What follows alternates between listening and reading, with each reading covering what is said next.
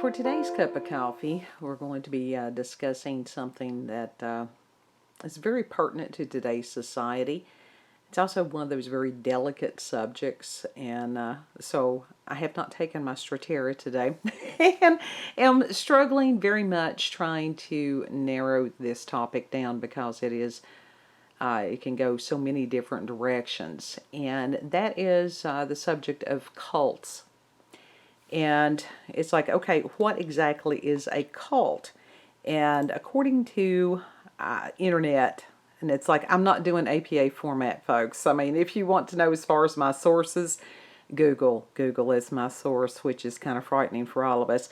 A cult is defined as a group or movement held together by a shared commitment to a charismatic leader or ideology. And it's usually one of the things as far as the size is what the difference between a cult. And then there's mass hysteria. And mass hysteria is something that we see in our country lots. And we think of cults as, you know, some people define like the Hare Krishnas and different folks like that as cults. It can be much smaller. We go back even as far as Charles Manson, and that was a cult. And I propose to you that there are many cults today that don't even know that that's what they are. And the group that I had lived with as far as when I was doing the channeling and stuff, that very much would probably fall under the category of a cult.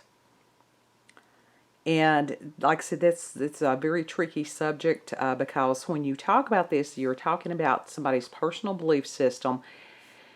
And nobody wants to think that they've been brainwashed. Nobody really knows that they've been brainwashed until afterwards. Because at that point, you are convinced that you are correct and everybody else is wrong. Anybody that would dare question you, they're unenlightened, they're ignorant. Yeah, that's something that you need to do a little self-reflection on. Because if your belief system is that fragile that it can't take questioning, then there's a problem. You know, like I said, if you're that shaky in what you believe, maybe you need to pause for a minute and find out why you do believe what you believe. Part of the process with this, and this is going to be another tricky subject, I had been vegetarian for over 5 years. I would occasionally eat fish, you know, as in like tuna. I would occasionally eat poultry, but I had not consumed any kind of red meat for over 5 years. And that is something that people that are in this, and I did it for the same reasons that people are doing vegetarians now. I don't want to, didn't want to consume anything that had a face. But guess what? There are some animals that are put here as food sources. I'm not saying that any animal should be abused ever, even as far as the slaughtering of that animal. But there are certain vitamins, especially the B vitamins and stuff, that you do not get from a vegetarian and vegan diet. And research that I did years ago, said that very much can lead you into being passive, which means you're not going to fight for yourself or anybody else.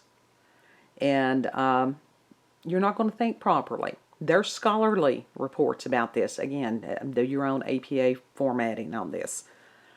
And it's interesting because doing even a search on this, you have so many conflicting reports. And when I first, did research this, there weren't that many conflicting reports. That it was very specific about brainwashing technique. So that was something that was very much encouraged in the group of people that I lived with. Another thing that they do is they take people like myself that are on the fringe of society, that we don't have a huge, circle of friends or anything like that. They take the ones that are kind of the loners, and they sort of almost smother them with attention and love and acceptance. And it's like, oh, you're one of us. We've been waiting for you. When I would come and visit my parents and stuff, they would be calling, oh, when are you coming back? We miss you. You've got to, come back here and be part of us. You are such a vital part of this community. And because that I felt wanted and needed, and that these were people that spoke a language that I had not known before, as far as they did understand about the supernatural gifts, that those were encouraged, those were shared, until it wasn't. Because when you get in there and then you dare question what's going on, and that's exactly what I did. And it was that the gentleman that, oldest kid, his biological father, and I'll not go into the deep, dark details without this, I don't want this to be a 3-hour long video. But I was about 2 months pregnant, miscarried, would have a tendency to do that. 2 months later, got pregnant again, and was doing okay, and that's when he decided to tell me that he no longer wanted to be married to me, and that he was leaving me for a 19-year-old boy. And because that I could not accept that, I was placed in a room by myself for 3 days. I was shunned. No one was to speak to me. The only time I was supposed to come out of the room was if I needed to go to the bathroom. They carried my meals to me. And during that 3-day period of time, I cried out to anything and everything that we had been, as far as worshiping. Whether it was Gaia, or whether it was Vishnu, or whether it was, name a list of pagan deities. And nothing. And on that 3rd day, I cried out. I said, Jesus, help me. And I was on my way to the bathroom, and literally I felt this hand at the base of my skull pick me up. And I'm not sure that my feet did not leave the floor. I thoroughly believe they did. And that inner voice said, go home now. And me being the rocket scientist that I am, I balked. 3 times I had called this individual and I said, I'm leaving. He said, you do what you got to do. Little did I know he had already left with a 19-year-old boy. I didn't even know it. And as I was going home, I had to have someone bring me home because my vehicle no longer worked. And I had this vision.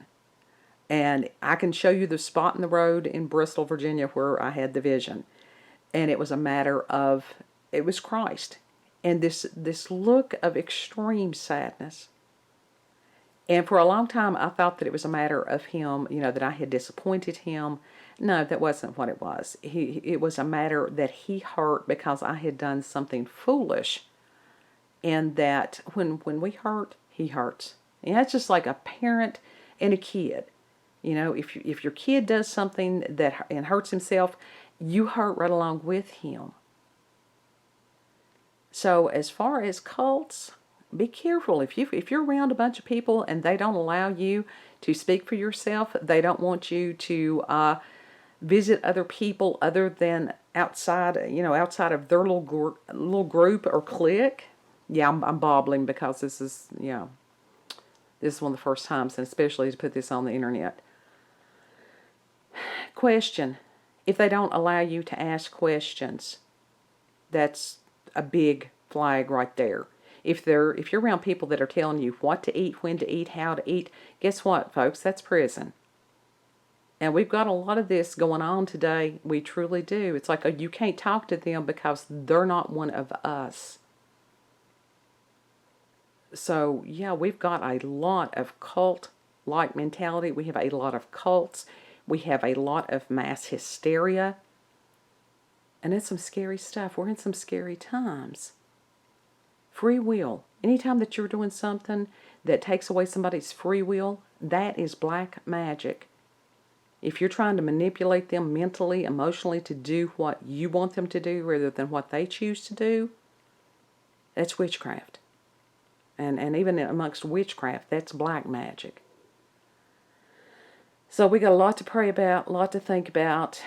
Yeah, I will tell the story at some point of what happened after I came home and had to admit to my parents that I had been involved in the occult.